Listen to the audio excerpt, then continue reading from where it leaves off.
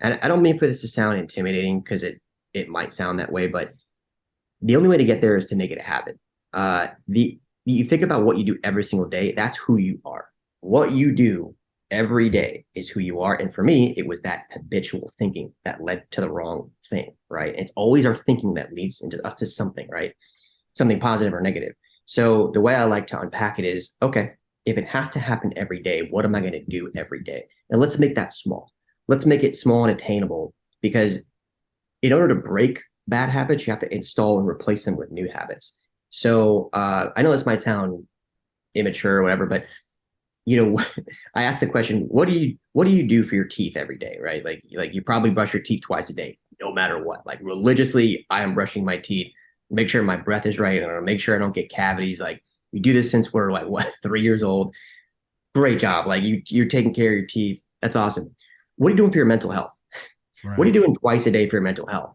The answer is probably nothing. Or it's, well, I work out, or I journal sometimes, or I do yoga, or I meditate sometimes. You see that sometimes word, and it's like great that you're doing it sometimes, and that's absolutely great for you.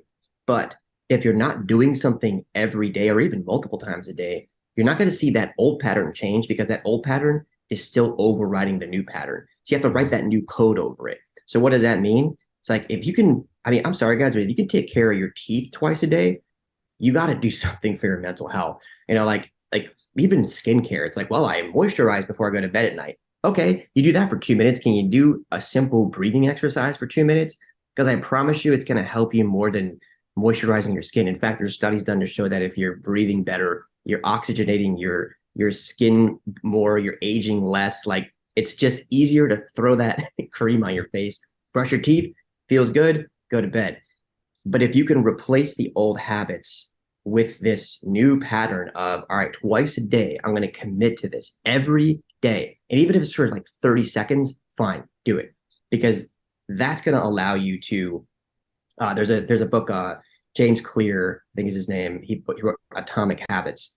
Mm. Absolutely amazing that you read it because it's going to help you understand what it's going to take to create a new habit. And it just means basically you have to have the will to do it and you have to find a way to make it attainable every single day. And then there's something called neuroplasticity, which means that if you do it long enough, 30 to 60 days, it's going to write that code and it becomes the habit. It becomes like, I'm going to brush my teeth because it's just what I have to do. I can't go to bed without doing that. Why would I do that?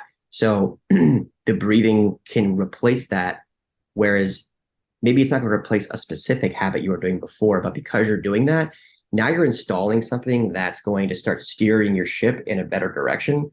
And you'd be surprised what something small can do to get your thinking in a better position, because then it starts to compound in the right direction, whereas catastrophic thinking can happen in the other direction. Whereas like one thought of like, I forgot to do this today, and it's like, man, I'm so stupid. Why did I do it? And I did forgot to do this other thing.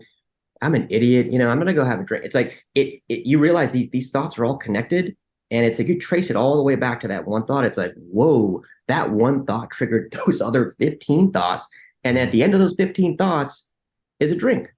Yeah. So it's like that's that. I mean, that's the pattern, and it's so hard to change. But if you can replace something with, okay, you know what? Instead of that thought, that thought process, I'm gonna do 2 minutes of quick breathing here, 5 in, 5 out, and let me see how I feel. If I still feel that way, fine. I guarantee you're going to feel different because there's science happening. This is the Knockin' Doors Down podcast, featuring celebrities, experts, and everyday people who have overcome adversities, including addiction, mental health, and trauma, to live purposeful lives. And that's what Knockin' Doors Down is all about.